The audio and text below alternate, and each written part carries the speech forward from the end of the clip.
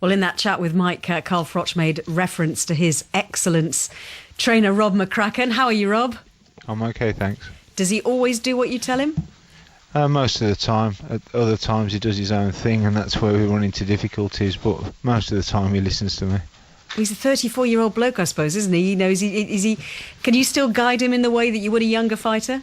Yeah, he understands that when he listens to the tactics and he carries them out, it works for him. He avoids getting hit, and he boxes well. When he does his own thing, sometimes it works, sometimes he walks into counter shots, and he's aware of that. He's worked very hard throughout his career, and it's just great the last 3 years to see. I'm looking around in the room and they have the pictures of Jermaine Taylor and Andre Durrell and Arthur Abraham and Kessler here, all these great fighters that he's boxed and beaten, and it's just fantastic what he's done for himself and for British boxing. A lot has been said this week about judging and refereeing after the Amir Khan fight last weekend. I mean, do you have any concerns? I mean, as Paulie has made the point, you know, Andre Ward is from 3,000 miles away, so it's not that much difference from where, you know, where he's from where Andre Ward is from and where Carl Froch is from. You're kind of in the middle in Atlantic City, aren't you? I think if you're at home, you know, you're always confident if it's close, you'll get it. Away from home, you're kind of in the lap of the gods if it's close. I think we've seen of late with British fighters, thought Matthew Macklin was a comfortable winner when he fought Felix Stern for the title. It ended up on the wrong end of a decision. The Amir Khan fight was very close. When they're very close, you take what you get. No doubt about it, the Khan fight was a close one, could have gone either way. You just can't grumble when they're that close. I think we got a fair shake in Atlantic City. The time was here before with Glenn Johnson, and I'm sure we'll get a fair shake Saturday night.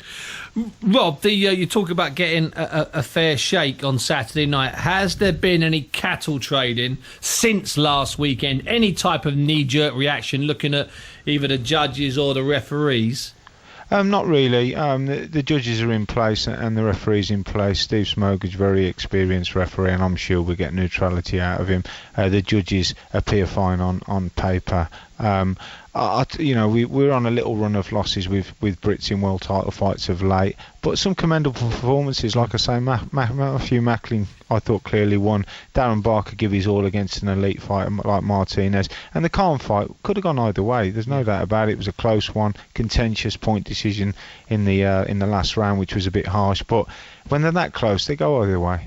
Paulie, you were in a fight, weren't you, against Miguel Cotto with Steve Smoger, the referee, for that fight. Is he a good ref? I had Steve Smoger for quite a few fights, actually, Ellie. I had for the Amir Khan fight, I had for the Miguel Cotto fight, and I had him quite a few times early in my career. Steve is a very passive ref, and what I mean by that is you can put him in the front row and you can charge him for a ticket because he doesn't usually do much refereeing.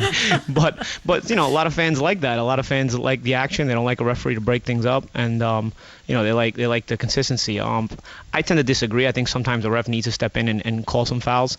But in my experience with Steve Smoger, just about anything goes. So in that sense, Robert, does Steve Smoger suit you? He suits us, and he suits Ward as well. People forget it's boxing, but it's prize fighting, and there will be elbows going in, and occasionally there'll be a head going in. The referee will warn you, and he'll warn you probably 2 or 3 times before he takes a point. The fighters of this level know once he warns you twice, don't do it again. So it is what it is. And he's also said this week, Rob, that Smoger said that he wouldn't have taken any points off of Amir Khan. And in fact, I always think about Smoger as being a referee that only stops a fight when he's absolutely convinced that there's no pulse in the fighter that's on the floor. He does tend to let things go, doesn't he? Let's get it on. I mean, let's tell the truth, as he says.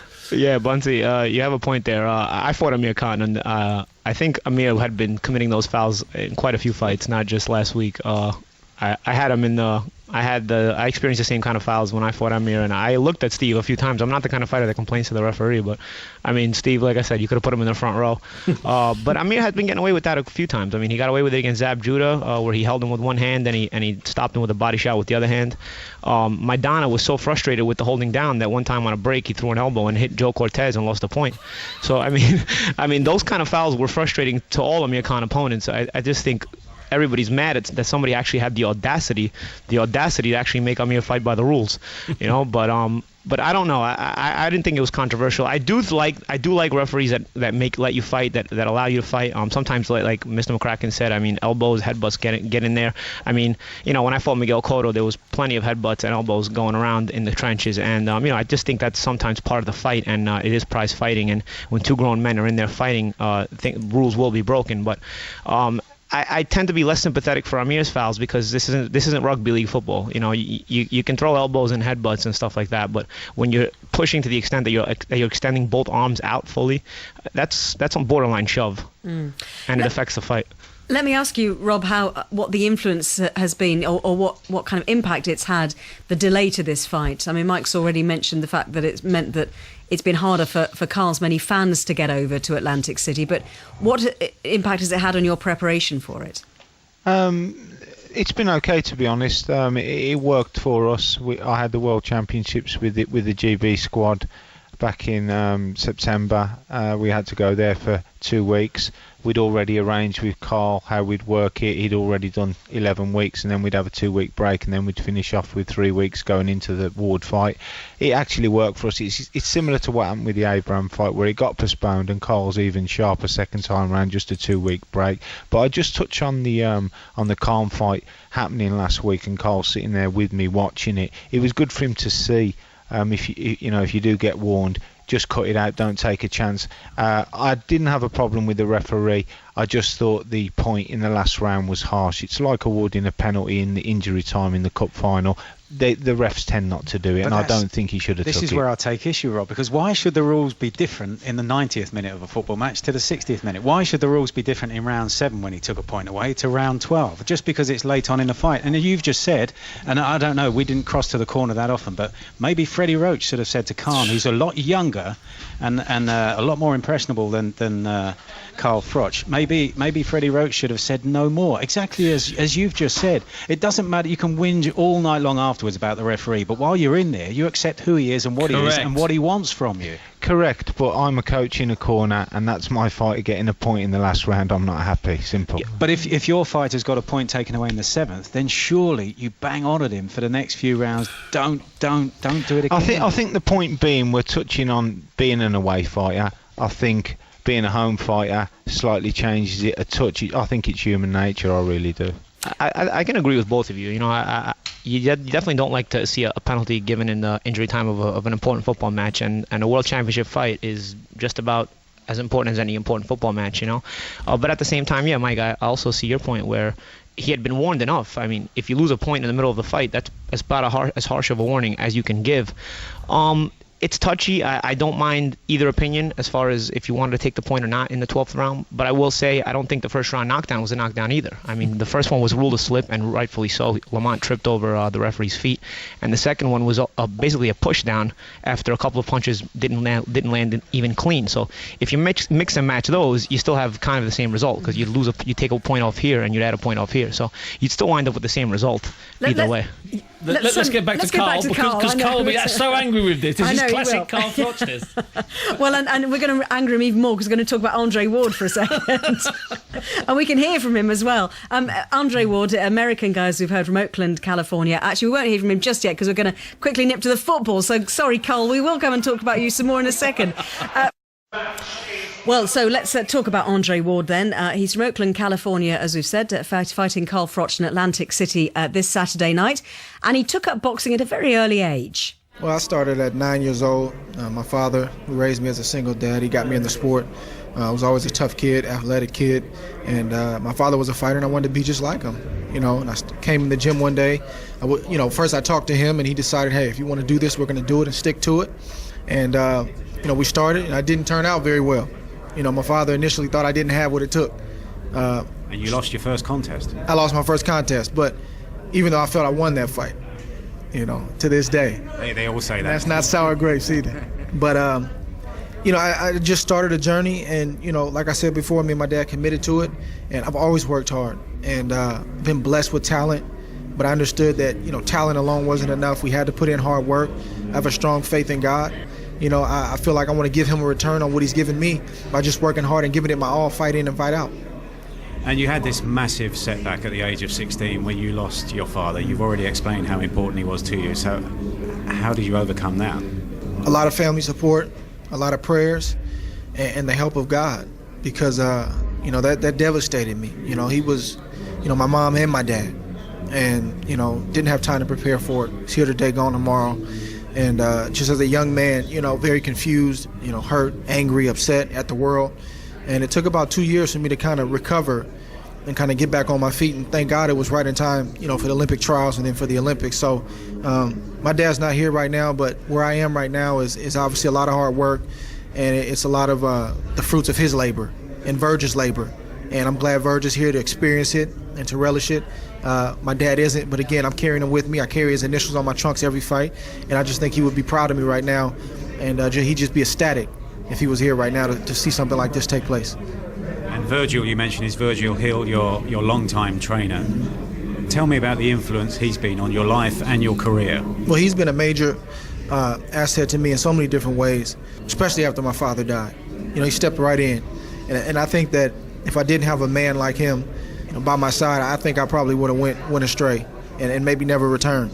It was to the point where, after my father died, I didn't want to box. I told myself, hey, I don't care about the Olympics. And he was the one that sat me down and said, listen, son, I hear you saying that now, but if you allow this to slip away from you and you watch those Olympics on TV, knowing you could have been there, you'll never forgive yourself. And that jolted me, and it brought me back, snapped me back to reality. And I'm happy that I don't have to do that. I don't have to look at the Olympics, every 4 years and wish, I could have been there or wondered if I could have been there. I went, and I won a gold medal, and a lot of that is due to him. Well, that was Andre Ward with Mike Costello. Mike, it's a long time, isn't it, since he lost a fight? Yes, I was talking to him about that the other day. 1998 was his last defeat, so 6 years even before he got to the Olympic Games, where he won the light heavyweight gold medal. He was beaten in a tournament called the Blue and Gold Tournament in Southern California by a man called Jesus Gonzalez, who's now a pro himself and has won 27 of his 28 contests, but isn't at anywhere near the level that Andre Ward is at the moment. Rob, it was interesting listening to what Carl said about Andre Ward, the fact that he thought he was a boring fighter, and he was kind of mentally switching off when he was watching his fights. I mean, you don't want him to mentally switch off on Saturday night, do you? No, not at all. Ward's a very good fighter. That's why he's in the final. Two elite fighters going at it Saturday night, different styles. Ward very fast, very silky smooth at times. But I think people have got to look at both of the fighters, that they've both clearly shown they can box and they can both fight. Carl's more known as a warrior, but he can box people's ears off, as he showed against Arthur Abraham. Two great boxers, going to be a great night. Robert, we go back. I'll let you in a moment, Steve. Sure. Go back 2 years. Andre Durrell in Nottingham 2009. 4 fights since then in the Super 6. How, from your close-up point of view, has Carl grown during the tournament? He's grown from boxing these boxers that he's been in the ring with at the calibre of skills that they have. He's been lucky enough to box the real speed merchants, fantastically talented boxers. I'm looking at Jermaine Taylor and Andre Durrell. Now, Andre Durrell is a very difficult person to box, very tricky, blinding speed, as Jermaine Taylor was early on. He's also had the tough guys, the Mikkel Kesslers, the Glenn Johnsons coming at him, and the Arthur Abrahams. So he's had a bit of everything, and I see Virgil yesterday doesn't think that would prepare him to go in with Andre Ward. If that doesn't prepare you to box Ward, I don't know what does. I was going to say, would they be using Durrell and Taylor as a template? And if so, is Carl a better fighter than he was then? Because that's 2 years ago. Carl's improved. He's more experienced. He understands you can't force it and load up and square yourself off, because you'll just get hit back. Pascal showed him a bit of that, and Taylor certainly showed him a lot of that.